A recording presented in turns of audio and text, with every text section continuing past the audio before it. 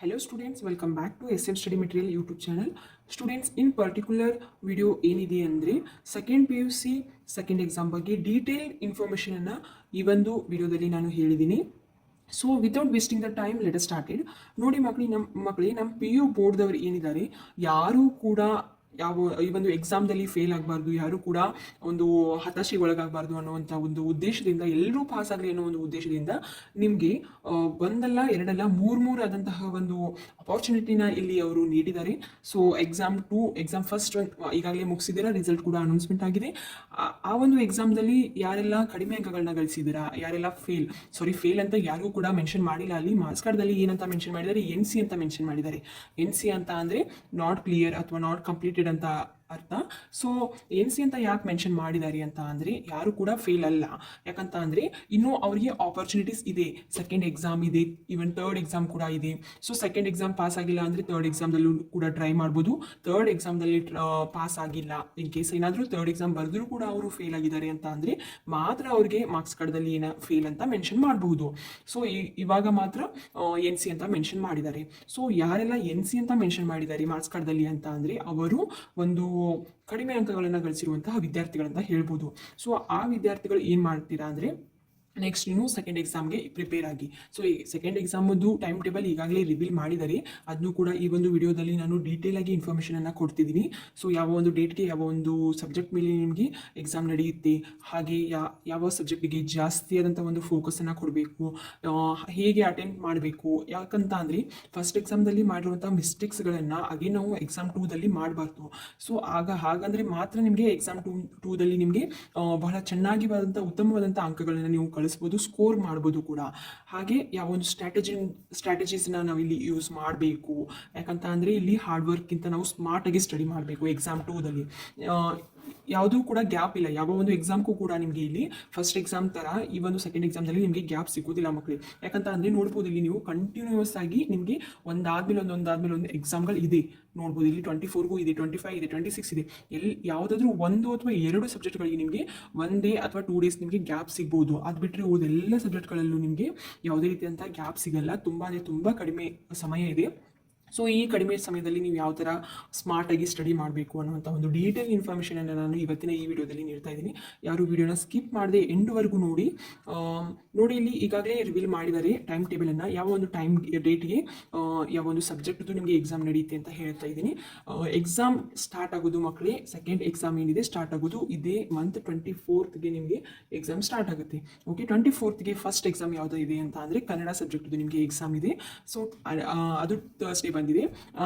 Again next day ಫ್ರೈಡೇನೇ ನಿಮಗೆ biology subject ಇದೆ. ನೋಡ್ಬೋದು ಇಲ್ಲಿ ನೀವು ಕನ್ನಡ ಆದಮೇಲೆ ನೆಕ್ಸ್ಟ್ ಬಯಾಲಜಿ ಸಬ್ಜೆಕ್ಟ್ ಇದೆ. ಸೊ ಬಯಾಲಜಿಗೆ ನಿಮಗೆ ಯಾವುದೇ ರೀತಿಯಾದಂತಹ ಗ್ಯಾಪ್ ಇಲ್ಲ.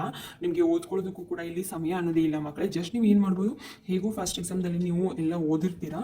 ಸೊ ಯಾವುದೆಲ್ಲ ನಾನು ಮಿಸ್ಟೇಕ್ ಮಾಡಿದ್ದೀನಿ, ಯಾವುದಕ್ಕೆ ಮಾರ್ಕ್ಸ್ ಹೋಗಿರ್ಬೋದು ಅಂತ ತಿಳ್ಕೊಂಡು ಯಾವುದಕ್ಕೆ ನಾನು ಜಾಸ್ತಿ ಒತ್ತು ಕೊಡಬೇಕು, ಜಸ್ಟ್ ಫೋಕಸ್ಡ್ ಪಾಯಿಂಟ್ಸ್ ಏನಿದೆ, ಫೋಕಸ್ಡ್ ಟಾಪಿಕ್ಸ್ ಏನಿದೆ, ಹೆಚ್ಚು ವೇಟೇಜ್ ಇರುವಂಥ ಟಾಪಿಕ್ಸ್ ಮೇಲೆ ಅಷ್ಟೇ ನೀವು ಇಲ್ಲಿ ಒತ್ತು ಕೊಡಬೇಕಾಗುತ್ತೆ ಮಕ್ಕಳು. ಡೀಟೇಲಾಗಿ ಸ್ಟಡಿ ಮಾಡ್ತೀನಿ ಅಂತ ಅಂದರೆ ಸಾಧ್ಯನೇ ಆಗೋದಿಲ್ಲ ಸೆಕೆಂಡ್ ಎಕ್ಸಾಮ್ದಲ್ಲಿ, ಅದನ್ನು ಮಾತ್ರ ಮರೆತುಬಿಡಿ. ಯಾಕಂತ ಅಂದರೆ ಇಲ್ಲಿ ಟೈಮ್ ಸಿಗೋದೇ ಕಡಿಮೆ. ಸೊ ಹಾಗಾಗಿ ನೀವು ಇಲ್ಲಿ ಜಸ್ಟ್ ವೇಟೇಜ್ ಇರುವಂತಹ ಮಾರ್ಕ್ಸ್ ಯಾವುದು ಜಾಸ್ತಿ ರಿಪೀಟೆಡ್ ಆಗಿದೆ ಕ್ವಶನ್ ಅಥವಾ ಟಾಪಿಕ್ಸ್ ಆಗಿರ್ಬೋದು, ಅವುಗಳಷ್ಟೇ ನೀವು ಇಲ್ಲಿ ನೋಡ್ಕೋಬಹುದು. ಓಕೆ, ನೋಡಿ ನೆಕ್ಸ್ಟ್ ಡೇನೇ 26ಗೆ ಸ್ಯಾಟರ್ಡೇ ನಿಮಗೆ ಫಿಸಿಕ್ಸ್ ಸಬ್ಜೆಕ್ಟ್ ಇದೆ. ನೋಡಿ ಫಿಸಿಕ್ಸ್ ಕೂಡ ಆಲ್ಮೋಸ್ಟ್ ಎಲ್ಲ ಕೆಲವೊಂದಷ್ಟು ಸ್ಟೂಡೆಂಟ್ಸ್ಗಳಿಗೆ ಫಿಸಿಕ್ಸ್ ಕೂಡ ಟಫೆಸ್ಟ್ ಸಬ್ಜೆಕ್ಟ್ ಅನ್ಬೋದು. Even mathematics and physics both are toughest subject ಅಂತ ಅನ್ಬೋದು. ಸೊ ಈ ಫಿಸಿಕ್ಸ್ ಸಬ್ಜೆಕ್ಟು ಕೂಡ ನಿಮಗೆ ಇಲ್ಲಿ ಗ್ಯಾಪ್ ಸಿಗ್ತಾ ಇಲ್ಲ. ನೀವು ಜಸ್ಟ್ ಏನು ಆವಾಗಲೇ ಹೇಳಿದಾಗೆ ನೀವು ಇಲ್ಲಿ ಒಂದಷ್ಟು ಚಾಯ್ಸಿಂಗ್ ಟಾಪಿಕ್ಸ್ ಆಗಿರ್ಬೋದು, ಚಾಯ್ಸಿಂಗ್ ಚಾಪ್ಟರ್ಸ್ನ ಅಷ್ಟೇ ಮಾಡ್ಕೊಂಡು ಹೋಗಿ ಇಲ್ಲಿ ನೀವು. ಓಕೆ, ನಾನು ನೆಕ್ಸ್ಟ್ ಯಾವ ಸ್ಟ್ರಾಟಜಿನ ಯೂಸ್ ಮಾಡಬೇಕು ಅನ್ನೋದನ್ನು ಕೂಡ ನಿಮಗೆ ಹೇಳ್ತೀನಿ ಎಂಡಲ್ಲಿ. ಸೊ ನೋಡಿ ಇಲ್ಲಿ 27ಗೂ ಕೂಡ ಸಂಡೇ ಏನಿದೆ ನಿಮಗೆ ಹಾಲಿಡೇ ಇದೆ 27. ಇದೊಂದು ಹ್ಯಾಪಿ ನ್ಯೂಸ್. ನೋಡಿ 1 ಡೇ ನಿಮಗೆ ಟೈಮ್ ಸಿಕ್ತು. ಯಾವ ಒಂದು ಸಬ್ಜೆಕ್ಟ್ಗೆ ಅಂತ ಅಂದರೆ ಕೆಮಿಸ್ಟ್ರಿ ನಿಮಗೆ ಇಲ್ಲಿ ಟೈಮ್ ಸಿಗುತ್ತೆ. ಫಿಸಿಕ್ಸ್ ಆದಮೇಲೆ ನಂತರ ಕೆಮಿಸ್ಟ್ರಿ ಇದೆ. ಆದರೆ ನಡುವೆ ಒನ್ ಡೇ ನಿಮ್ಗೆ ಏನು ಬರುತ್ತೆ, ಒಂದು ಹಾಲಿಡೇ ಸಿಗುತ್ತೆ ಸಂಡೇ. ಓಕೆ, ಇದೊಂದು ಕೆಮಿಸ್ಟ್ರಿಗೆ 1 ಡೇ ನಿಮಗೆ ಗ್ಯಾಪ್ ಸಿಕ್ತು. 28th ಇದೆ ಮಂಡೇ ಅದು ಕೆಮಿಸ್ಟ್ರಿ. ಓಕೆ, ನೆಕ್ಸ್ಟ್ ಡೇನೇ ನಿಮಗೆ ಲ್ಯಾಂಗ್ವೇಜ್ ಇರುತ್ತೆ, ಅಗೇನ್ ಇಂಗ್ಲೀಷ್ ಸಬ್ಜೆಕ್ಟ್ ಇರುತ್ತೆ. ನೆಕ್ಸ್ಟ್ 30ಗೆ ನಿಮಗೆ ಹಾಲಿಡೇ ಇದೆ ಮಕ್ಕಳು, ಬಸವ ಜಯಂತಿ ಇರೋದ್ರಿಂದ. ಅಗೇನ್ ನಿಮಗೆ May 1 ಕೂಡ ನಿಮಗೆ ಒಂದು ಹಾಲಿಡೇ ಇದೆ. ನೋಡಿ ಇಲ್ಲಿ 30 ಆ್ಯಂಡ್ ಮೇ 1 ನಿಮಗೆ 2 ಡೇಸ್ ಸಿಗುತ್ತೆ. ಯಾವ ಒಂದು ಸಬ್ಜೆಕ್ಟಿಗೆ ಅಂದರೆ ಮ್ಯಾಥಮೆಟಿಕ್ಸ್ ಸಬ್ಜೆಕ್ಟಿಗೆ ನೋಡ್ಬೋದು. ಇಲ್ಲಿ ನಿಮಗೆ ಮೇ 2 ಅಂದರೆ ಮೇ 2ಗೆ ನಿಮಗೆ ಮ್ಯಾಥಮೆಟಿಕ್ಸ್ ಸಬ್ಜೆಕ್ಟ್ ಇದೆ, ಫ್ರೈಡೇ ಬಂದಿದೆ. ಈ ಒಂದು ಮ್ಯಾಥಮೆಟಿಕ್ಸ್ ಸಬ್ಜೆಕ್ಟ್ಗೆ ನಿಮಗೆ 2 ಡೇಸ್ ಹಾಲಿಡೇ ಸಿಗುತ್ತೆ. ಸೊ 2 ಡೇಸ್ ಹಾಲಿಡೇ ಸಿಗುತ್ತೆ. ಇಲ್ಲಿ ಕೆಮಿಸ್ಟ್ರಿಗೆ ನಿಮಗೆ 1 ಡೇ ಸಿಗುತ್ತೆ, 1 ಡೇ ಗ್ಯಾಪ್ ಸಿಗುತ್ತೆ. ಇಲ್ಲಿ 2 ಡೇಸ್ ಗ್ಯಾಪ್ ಸಿಗುತ್ತೆ. ಓಕೆ, ಮ್ಯಾಥಮೆಟಿಕ್ಸ್ನ 2 ಡೇಸಲ್ಲಿ ನೀವು ಜಸ್ಟ್ ಏನು ಕವರ್ ಮಾಡ್ಕೋಬಹುದು. ಓಕೆ, ಫಸ್ಟ್ ಒಂದು ಎಕ್ಸಾಮಲ್ಲಿ ಓದಿರೋ ಒಂದು ಇದರಿಂದ ಹೇಳ್ತಾ ಇದ್ದೀನಿ. ಸಮ್ ಪ್ರಾಬ್ಲಮ್ಸ್ನ ನೀವು ಯಾವ ಬಿಟ್ಟು ಬಂದಿದ್ದೀರಾ, ರಿಲೇಷನ್ಸ್ ಆ್ಯಂಡ್ ಫಂಕ್ಷನ್ಸ್ ಆಗಿರ್ಬೋದು, ಟ್ರಿಗ್ನೋಮೆಂಟ್ರಿ ಆಗಿರ್ಬೋದು, ಸಮ್ ಚಾಯ್ಸಿಂಗ್ ಚಾಪ್ಟರ್ಸ್ ಆಗಿರ್ಬೋದು, ಪ್ರಾಬ್ಲಮ್ಸನ್ನು ನೀವು ನೋಡಿಬಿಟ್ಟು ಅದನ್ನಷ್ಟೇ ಸ್ಟಡಿ ಮಾಡಿ ನೀವು.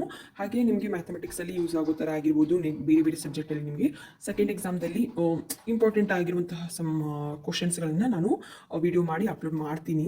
ಸೊ ಅದನ್ನು ಕೂಡ ನೀವು ನೋಡ್ಕೋಬಹುದು. ವಿಡಿಯೋನ ನಾನು ಈಗಾಗಲೇ ಅಪ್ಲೋಡ್ ಮಾಡಿದ್ದೀನಿ ಕೂಡ. ಬಯಾಲಜಿ ಆಗಿರ್ಬೋದು, ಆಲ್ಮೋಸ್ಟ್ ಆಲ್ ಬಯಾಲಜಿ ಆಗಿರ್ಬೋದು, ಫಿಸಿಕ್ಸ್ ಆಗಿರ್ಬೋದು, ಹಾಗೆ ಕೆಮಿಸ್ಟ್ರಿ ಆಗಿರ್ಬೋದು, ಎಲ್ಲ ಕೂಡ ನಮ್ಮ ಒಂದು ಚಾನಲಲ್ಲಿ ಅಪ್ಡೇಟ್ ಇದೆ.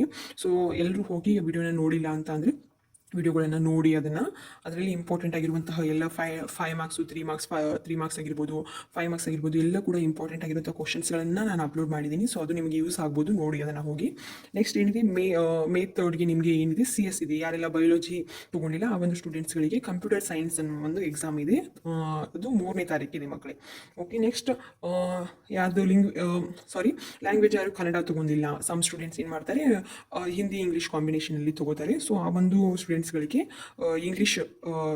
ಇಂಗ್ಲೀಷ್ ಆದ ನಂತರ ಹಿಂದಿ ಏನಿದೆ 7ಗೆ ಇದೆ. ಮೇ 7ಗೆ ನಿಮಗೆ ಹಿಂದಿ ಸಬ್ಜೆಕ್ಟ್ ಇರುತ್ತೆ ಮಕ್ಕಳೇ. ಇದಷ್ಟು ನೋಡಿ ನಿಮಗೆ ಸೆಕೆಂಡ್ ಎಕ್ಸಾಮದು ಟೈಮ್ ಟೇಬಲ್ ಮಕ್ಕಳೇ. ಇದು ನೋಡ್ಬೋದು ಇಲ್ಲಿ ನೀವು 24ಗೆ ಸ್ಟಾರ್ಟ್ ಆದರೆ ನಿಮಗೆ ಎಂಡ್ ಆಗೋದು ಮೇ 7ಗೆ ನಿಮಗೆ ಎಂಡ್ ಆಗುತ್ತೆ. ಓಕೆ, ಇದಷ್ಟು ಏನಾಯಿತು ನಿಮಗೆ ಎಕ್ಸಾಮ್ ಟೈಮ್ ಟೇಬಲ್ ಬಗ್ಗೆ ರಿಲೇಟೆಡ್ ಆಯಿತು. ಇನ್ನು ನೆಕ್ಸ್ಟು ಏನು ಅಂತ ಅಂದರೆ ಒಂದು ಸ್ಟ್ರಾಟಜೀಸ್ ಅಂತ ಏನು ಹೇಳಿದ್ದೀನಿ ನಾನು ಈಗ. ಫಸ್ಟ್ ಏನಾಯಿತು, NC, ಸಮ್ ಸ್ಟೂಡೆಂಟ್ಸ್ಗೆ NC ಅಂತ ಬಂದಿದೆ ಮಾರ್ಕ್ಸ್ ಕಾರ್ಡಲ್ಲಿ. ಇದೇನು ಮ್ಯಾಮ್ ಅಂತ ಜಾಸ್ತಿ ಜನ ಕನ್ಫ್ಯೂಸ್ ಆಗಿದ್ದಾರೆ. ಸೊ ಇದು NC ಅಂತ ಅಂದರೆ ತಲೆ ಕೆಡಿಸ್ಕೊಂತ ಒಂದು ಇದನ್ನಿಲ್ಲ, ತಲೆಗೆಡಿಸುವಂಥದ್ದಿಲ್ಲ. NC ಅಂತಂದರೆ ನಾಟ್ ಕ್ಲಿಯರ್, ಅಂದರೆ ಇನ್ನೂ ಕ್ಲಿಯರ್ ಆಗಿಲ್ಲ. Because of second exam and third exam ಇನ್ನೂ ಇದೆ, ನಿಮಗೆ ಆಪ್ಷನ್ ಇದೆ ಅದರದ್ದು. PU ಬೋರ್ಡ್ದವರು ನಿಮಗೆ 2-3 ಎಕ್ಸಾಮ್ವರೆಗೂ ನಿಮಗೆ ಅಪರ್ಚುನಿಟೀಸನ್ನು ಕಲ್ಪಿಸಿಕೊಟ್ಟಿದ್ದಾರೆ. ಸೊ ಅದನ್ನು ನೀವು ಯುಟಿಲೈಸ್ ಮಾಡ್ಕೋಬೇಕು. ಓಕೆ, ತುಂಬ ಚೆನ್ನಾಗಿ ಅದನ್ನು ಅಭ್ಯಾಸ ಮಾಡಬೇಕು, ತುಂಬ ಚೆನ್ನಾಗಿ ಸ್ಕೋರ್ ಮಾಡ್ಕೋಬೇಕು. ಹಾಗೆ ಸಿಕ್ಕಿರುವಂಥ ಟೈಮನ್ನು ನೀವು ಯುಟಿಲೈಸ್ ಮಾಡ್ಕೋಬೇಕು ಇಲ್ಲಿ ಸೆಕೆಂಡ್ ಎಕ್ಸಾಮ್ ಥರ್ಡ್ ಎಕ್ಸಾಮ್ದಲ್ಲಿ. ಇನ್ನು ಇದು KCATಗೆ ಅಪ್ಲೈ ಆಗುತ್ತಾ, KCATಗೆ ಅಪ್ಲೈ ಆಗುತ್ತಾ ಅಂತ ಅಂದರೆ ಅಫ್ಕೋರ್ಸ್ KCATಗೆ ಇದು ಅಪ್ಲೈ ಆಗುತ್ತೆ. ನೀವು ಯಾವ ಒಂದು ಎಕ್ಸಾಮ್ದಲ್ಲಿ ಹೆಚ್ಚಿನ ಸ್ಕೋರನ್ನು ಮಾಡಿರ್ತೀರಾ. ಈಗ ನಿಮಗೆ ಫಸ್ಟ್ ಎಕ್ಸಾಮ್ದಲ್ಲಿ ಏನಾಗಿದೆ, ಕಡಿಮೆ ಸ್ಕೋರ್ ಬಂದಿದೆ, ನೀವು ಸೆಕೆಂಡ್ ಎಕ್ಸಾಮನ್ನು ಅಟೆಂಡ್ ಮಾಡಿದ್ದೀರಾ. ಓಕೆ, ಇಲ್ಲಿ ಅವರು ಕನ್ಸಿಡರ್ ಮಾಡುವಂತಹ ಮಾರ್ಕ್ಸ್ ಏನಿದೆ, ಅವರು KCATದವರು ಸೆಕೆಂಡ್ ಎಕ್ಸಾಮ್ ಮಾರ್ಕ್ಸನ್ನು ನಿಮಗೆ ಕನ್ಸಿಡರ್ ಮಾಡ್ತಾರೆ ಮಕ್ಕಳಿಗೆ. ಅದೊಂದು ತಲೆಯಲ್ಲಿ ಇಟ್ಕೊಂಡ್ಬಿಡಿ. ಯಾಕಂತಂದರೆ ತುಂಬ ಜನ ಮಕ್ಕಳಲ್ಲಿ ಡೌಟ್ ಇದೆ, ಮ್ಯಾಮ್ ನಾನು ಫಸ್ಟ್ ಎಕ್ಸಾಮ್ ಬರೆದಿದ್ದೀನಿ, CETದವರು ನಿಮಗೆ ಸೆಕೆಂಡ್ ಎಕ್ಸಾಮ್ ಅಟೆಂಡ್ ಮಾಡಿದರೆ ಮಾರ್ಕ್ಸಿಗೆ ಕನ್ಸಿಡರ್ ಮಾಡಲ್ವಾ ಅಥವಾ ರ್ಯಾಂಕ್ ತೋರಿಸೋದೇ ಇಲ್ವಾ ಅಂತ. ನೋ ಮಕ್ಕಳೇ, ಅದೆಲ್ಲ ತಪ್ಪು ಕಲ್ಪನೆ. KCATದವರು ನಿಮಗೆ ಯಾವುದು ಮಾರ್ಕ್ಸ್ ನಿಮಗೆ ಹೆಚ್ಚಿಗೆ ಬಂದಿರುತ್ತಲ್ವಾ, ಸೊ ಅದನ್ನು ಅವರು ಅಪ್ಲೈ ಮಾಡ್ಕೋತಾರೆ KCATದವರು. ಓಕೆ, ಇವಾಗ KCATದು ಡೌಟು ಕ್ಲಿಯರ್ ಆಯಿತು ಅಂತ ಅನ್ಕೋತೀನಿ. ಸೊ ನೆಕ್ಸ್ಟ್ ಏನು ಬಂದುಬಿಟ್ಟು ಸ್ಟ್ರಾಟಜೀಸು. ಯಾವ ಥರ ಸ್ಟ್ರಾಟಜೀಸನ್ನು ನಾನು ಮೊದಲೇ ಹೇಳಿದ್ದೀನಿ. ಸೆಕೆಂಡ್ ಎಕ್ಸಾಮ್ದಲ್ಲಿ ಎಂಟಿ ಮೈಂಡ್ಸೆಟಲ್ಲಿ ಹೋಗಬಾರ್ದು. ಸೆಕೆಂಡ್ ಎಕ್ಸಾಮ್ನ ನೀವು ಅಟೆಂಡ್ ಮಾಡ್ತಾ ಇದ್ದೀರಾ ಅಂತಂದರೆ, ಸೆಕೆಂಡ್ ಆಗಿರ್ಬೋದು ಅಥವಾ ಥರ್ಡ್ ಎಕ್ಸಾಮ್ ಆಗಿರ್ಬೋದು, ಬೋತ್ ಎಕ್ಸಾಮ್ ಯಾವುದಾದ್ರೂ ಒಂದು ಅಟೆಂಡ್ ಮಾಡ್ತಾ ಇದ್ದೀರಾ ಅಂತ ಅಂದರೆ ನೀವು ಎಂಟಿ ಮೈಂಡಲ್ಲಿ ಸುಮ್ಮನೆ ಓದ್ಕೋತಾರ ಹೋಗಿ ಎಕ್ಸಾಮನ್ನು ಅಟೆಂಡ್ ಮಾಡೋದ್ರಲ್ಲಿ ಅರ್ಥ ಇಲ್ಲ ಮಕ್ಕಳು. ನೀವು ಸ್ಕೋರ್ ಮಾಡಬೇಕು ಅಂತ ಅಂದ್ಕೊಂಡಿದ್ದೀರಾ. ಓಕೆ, ಫಸ್ಟ್ ಎಕ್ಸಾಮ್ದಲ್ಲಿ ನಿಮಗೆ ಎಲ್ಲ ಸಬ್ಜೆಕ್ಟ್ದು ನಿಮಗೆ ಸ್ಕೋರ್ ಕಡಿಮೆ ಆಗಿದೆ, NC ಅಂತ ಬಂದಿದೆ ಅಂತ ಅಂದ್ಕೊಳ್ಳೋಣ, ಸ್ಕೋರೇ ಆಗಿಲ್ಲ ಅಂತ ಅಂದ್ಕೊಳ್ಳೋಣ. ಸೊ ಇವಾಗ ಏನು ಮಾಡ್ತೀರಾ ನೀವು, second exam, first second exam ಇದೆ. ಓಕೆ, ಇವಾಗ ನೀವು PCMBನ ತಲೆಯಲ್ಲಿ ಇಟ್ಕೊಳ್ಳಿ. PCMBನ ತಲೆಯಲ್ಲಿ ಇಟ್ಕೊಂಡು ನಾನು PCMB 4 ಒಂದು ಸಬ್ಜೆಕ್ಟನ್ನು ನಾನು ಸೆಕೆಂಡ್ ಎಕ್ಸಾಮ್ದಲ್ಲಿ ಹೈಯೆಸ್ಟ್ ಮಾರ್ಕ್ಸ್ ತೆಗಿತೀನಿ, ಸ್ಕೋರ್ ಮಾಡ್ತೀನಿ ಅಂತ ಅನ್ನೋದಾದರೆ ಅದು ರಾಂಗ್ ಮಕ್ಕಳೇ. ಯಾಕಂತ ಅಂದರೆ 4 ಒಂದು ಸಬ್ಜೆಕ್ಟ್ಗಳಿಗೆ ಟೈಮ್ ಟೇಬಲ್ ಈಗಾಗಲೇ ನಾನು ತೋರಿಸಿದ್ದೀನಿ. ಆ ಟೈಮ್ ಟೇಬಲ್ದಲ್ಲಿ ನಿಮಗೆ ಸಿಗೋದು ಮಾತ್ರ ಕೆಮಿಸ್ಟ್ರಿಗೆ 1 ಡೇ ಸಿಗುತ್ತೆ, ಅದು ಬಿಟ್ಟರೆ ನಿಮಗೆ ಮ್ಯಾಥಮೆಟಿಕ್ಸಿಗೆ 2 ಡೇಸ್ ಸಿಗುತ್ತೆ. ಉಳಿದಂತಹ ಯಾವುದೇ ಸಬ್ಜೆಕ್ಟ್ಗಳಿಗೆ ನಿಮಗೆ ಯಾವುದೇ ರೀತಿಯಂಥ ಗ್ಯಾಪ್ ಸಿಗಲ್ಲ ಮಕ್ಕಳೇ. ಹಾಗೆ ನಿಮಗೆ ಓದೋದಕ್ಕೂ ಕೂಡ ತುಂಬ ಕಡಿಮೆ ಸಮಯ ಸಿಗೋದ್ರಿಂದ ನಿಮಗೆ ಸ್ಕೋರ್ ಮಾಡೋದಕ್ಕೂ ಕೂಡ ಸಾಧ್ಯ ಆಗೋದಿಲ್ಲ. ಇವಾಗ ನೀವು ಜಸ್ಟ್ ಪಾಸಿಂಗ್ಸ್ ಅಷ್ಟೇ ನೋಡ್ಕೊಂಡು ಹೋಗ್ಬೋದು. ಇಲ್ಲ ನೀವು ಈ ಒಂದು ಸ್ಟ್ರಾಟಜಿನ ನೀವು ಇಲ್ಲಿ ಯೂಸ್ ಮಾಡಿದ್ರಿ ಅಂದರೆ ನಾನು ಏನು ಹೇಳ್ತೀನಿ ಅಂದರೆ, ಸೆಕೆಂಡ್ ಎಕ್ಸಾಮ್ದಲ್ಲಿ ಎಕ್ಸಾಮ್ದಲ್ಲಿ ನೀವು ಏನು ಮಾಡಿ ಈ ಒಂದು 2 ಸಬ್ಜೆಕ್ಟ್ಸ್ ಏನಿದೆ, ಫಸ್ಟ್ 2 ಸಬ್ಜೆಕ್ಟ್ ಏನಿದೆ ಅಂದರೆ ಫಿಸಿಕ್ಸ್ ಆಗಿರ್ಬೋದು, ಕೆಮಿಸ್ಟ್ರಿ ಆಗಿರ್ಬೋದು, 2 ಸಬ್ಜೆಕ್ಟ್ಸ್ ಏನಿದೆ ಆ ಒಂದು 2 ಸಬ್ಜೆಕ್ಟ್ ಮೇಲೆ ನೀವು ಜಾಸ್ತಿ ಫೋಕಸ್ ಮಾಡಿ ಜಾಸ್ತಿ ಓದ್ಕೊಳ್ಳಿ ಅಂತ ಅಂದರೆ ಜಸ್ಟ್ 2 ಸಬ್ಜೆಕ್ಟ್. ಓಕೆ, ಜಾಸ್ತಿ ಫೋಕಸಿಂಗ್ ಸಬ್ಜೆಕ್ಟ್ಸ್ ಇವು. ಓಕೆ, ಫೋಕಸ್ ಮಾಡಬೇಕು ಜಾಸ್ತಿ ಸಬ್ಜೆಕ್ಟ್ಗಳಿಗೆ, ಅಂದರೆ ಫಿಸಿಕ್ಸ್ ಆಗಿರ್ಬೋದು, ಕೆಮಿಸ್ಟ್ರಿ ಆಗಿರ್ಬೋದು, ಇವೆರಡು ಸಬ್ಜೆಕ್ಟನ್ನು ನೋಡಿಕೊಂಡು ಇವೆರಡು ಸಬ್ಜೆಕ್ಟ್ ಬಗ್ಗೆ ನೀವು ಚೆನ್ನಾಗಿ ಅಭ್ಯಾಸ ಮಾಡ್ಕೊಂಡು ಹೋಗಿ.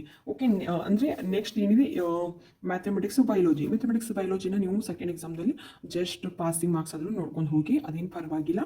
ಆದರೆ ಜಾಸ್ತಿ ಒತ್ತು ಕೊಡಬೇಕಾಗಿರುವಂಥ ಸಬ್ಜೆಕ್ಟ್ ಅಂದರೆ physics and chemistry. Okay, next ಆ ಒಂದು ಸೆಕೆಂಡ್ ಎಕ್ಸಾಮ್ದಲ್ಲಿ ಏನಾಯಿತು, ಫಿಸಿಕ್ಸ್ ಕೆಮಿಸ್ಟ್ರಿ ಇದು ಹೈಯೆಸ್ಟ್ ಮಾರ್ಕ್ಸ್ ಆಯಿತು, ಬಟ್ ಅಗೇನ್ ಮ್ಯಾಥಮೆಟಿಕ್ಸ್ ಆ್ಯಂಡ್ ಬಯಾಲಜಿದು ಲೋ ಆಯಿತು ಮಾರ್ಕ್ಸ್ ಇಲ್ಲಿ. ನೆಕ್ಸ್ಟ್ ಏನು ಮಾಡಿ, ಥರ್ಡ್ ಎಕ್ಸಾಮ್ನ ಅಟೆಂಪ್ಟ್ ಮಾಡಿ. ಥರ್ಡ್ ಎಕ್ಸಾಮ್ದಲ್ಲಿ ಏನು ಮಾಡಿ, ಫಿಸಿಕ್ಸು ಕೆಮಿಸ್ಟ್ರಿದು ಫಿಸಿಕ್ಸ್ ಏನಿದೆ ಕೆಮಿಸ್ಟ್ರಿ ಏನಿದೆ ಅಷ್ಟು ಸ್ವಲ್ಪನೇ ನೋಡ್ಕೊಂಡು ಹೋಗಿ. ಇಲ್ಲ ನೀವು ಆಗಲೇ ನೋಡ್ಕೊಂಡಿರ್ತೀರ, ಅದನ್ನು ಫೋಕಸ್ ಮಾಡಿರ್ತೀರ ಸೆಕೆಂಡ್ ಎಕ್ಸಾಮ್ದಲ್ಲಿ, ಸೊ ಅದು ನಿಮಗೆ ಈಸಿ ಆಗುತ್ತೆ, ಇಲ್ಲಿ ನೆನಪಿರುತ್ತೆ ಎಲ್ಲ ಪಾಯಿಂಟ್ಸ್ಗಳು. ಇಲ್ಲಿ ಜಾಸ್ತಿ ಒತ್ತು ಕೊಡಬೇಕಾಗಿರುವಂಥದ್ದು ಮ್ಯಾಥಮೆಟಿಕ್ಸ್ ಆ್ಯಂಡ್ ಬಯಾಲಜಿಗೆ ಜಾಸ್ತಿ ಫೋಕಸ್ ಮಾಡಿ. ಓಕೆ, ಇಲ್ಲಿ ಇವಾಗ ಏನಾಯಿತು, ಥರ್ಡ್ ಎಕ್ಸಾಮ್ದಲ್ಲಿ ಮ್ಯಾಥಮೆಟಿಕ್ಸ್ ಆ್ಯಂಡ್ ಬಯಾಲಜಿದು ಹೈ ಮಾರ್ಕ್ಸ್ ಆಯಿತು, ರಿಸಲ್ಟ್ ಅಂತೂ ಹೈ ಆಯಿತು. ಹಾಗೆ ಸೆಕೆಂಡ್ ಎಕ್ಸಾಮ್ದಲ್ಲಿ ನಿಮಗೆ ಫಿಸಿಕ್ಸು ಕೆಮಿಸ್ಟ್ರಿದು ಜಾಸ್ತಿ ಆಗಿರುತ್ತೆ. ಓಕೆ, ಇವನ್ ನಿಮಗೆ ಫೈನಲ್ ರಿಸಲ್ಟ್ ಏನಿರುತ್ತೆ ಅಂತ ಅಂದರೆ PCMB 4 ಸಬ್ಜೆಕ್ಟಿದು ಕೂಡ ನಿಮಗೆ ಹೈ ಪರ್ಸೆಂಟೇಜ್ ಇರುತ್ತೆ ಮಕ್ಕಳೇ. ಯಾರು ನಾನು ಜಾಸ್ತಿ ಸ್ಕೋರ್ ಮಾಡಬೇಕು, ಜಾಸ್ತಿ ಸ್ಕೋರ್ ಮಾಡಬೇಕು ಅಂತ ಅಂದ್ಕೊಂಡಿರೋರು ಈ ಒಂದು ಸ್ಟ್ರಾಟಜಿನ ಯೂಸ್ ಮಾಡ್ಬೋದು ಮಕ್ಕಳೇ. ಇಲ್ಲಪ್ಪ ನಾನು ಸೆಕೆಂಡ್ ಎಕ್ಸಾಮ್ ಒಂದೇ ಅಟೆಂಪ್ಟ್ ಮಾಡ್ತೀನಿ, PCMB 4 ಸೆಕೆಂಡ್ ಎಕ್ಸಾಮ್ದಲ್ಲಿ ನಾನು ಬರಿತೀನಿ ಅಂತ ಅನ್ನೋರು ಓಕೆ ಬರಿಬೋದು, ಅದೇನು ಪರವಾಗಿಲ್ಲ. ಆದರೆ ಕೆಲವೊಂದಷ್ಟು ಮಕ್ಕಳಿಗೆ ಹೆಲ್ಪ್ ಆಗಲಿ ಅನ್ನೋ ಉದ್ದೇಶದಿಂದ ಹೇಳ್ತಾ ಇದ್ದೀನಿ. ನೀವು ಸೆಕೆಂಡ್ ಎಕ್ಸಾಮ್ ಬರೆದಿದ್ದೀರಾ, ಥರ್ಡ್ ಎಕ್ಸಾಮ್ ಬರಿಬಹುದಾ ಅಂತ ಡೌಟ್ ಇರುತ್ತೆ. ಓಕೆ, ಥರ್ಡ್ ಎಕ್ಸಾಮ್ ಬರಿಬಹುದು, ಸೆಕೆಂಡ್ ಎಕ್ಸಾಮ್ದಲ್ಲಿ PC ಅಷ್ಟೇ ಬರೀರಿ, MB ನೀವು ಅಟೆಂಡ್ ಆಗಲಿಲ್ಲ ಅಂದರೂ ಪರವಾಗಿಲ್ಲ, ನೀವು ಥರ್ಡ್ ಎಕ್ಸಾಮನ್ನು ನೀವು ಅಟೆಂಡ್ ಮಾಡಿದರೆ ಆಯಿತು. ಆದರೆ ಜಾಸ್ತಿ ಒತ್ತು ಕೊಟ್ಟು ಓದ್ಕೋಬೇಕಾಗಿರುವಂಥ 2 ಸಬ್ಜೆಕ್ಟನ್ನು ಚಾಯ್ಸಿಂಗ್ ಮಾಡ್ಕೊಳ್ಳಿ ಅಂತ ಓದ್ಕೊಳ್ಳಿ ನೀವು. ಆವಾಗ ನಿಮಗೆ ಫೈನಲ್ ರಿಸಲ್ಟ್ ಏನು ಬರುತ್ತೆ, ನಿಮಗೆ 100% ರಿಸಲ್ಟ್ ಬರುತ್ತೆ, ಅಲ್ಲಿ ನೀವು ಈಸಿಯಾಗಿ ಸ್ಕೋರ್ ಮಾಡಬಹುದು. ಓಕೆ, ಈ ಒಂದು ಎಲ್ಲ ಸ್ಟ್ರಾಟಜೀಸನ್ನು ನೀವು ನೆನಪಲ್ಲಿ ಇಟ್ಕೊಳ್ಳಿ.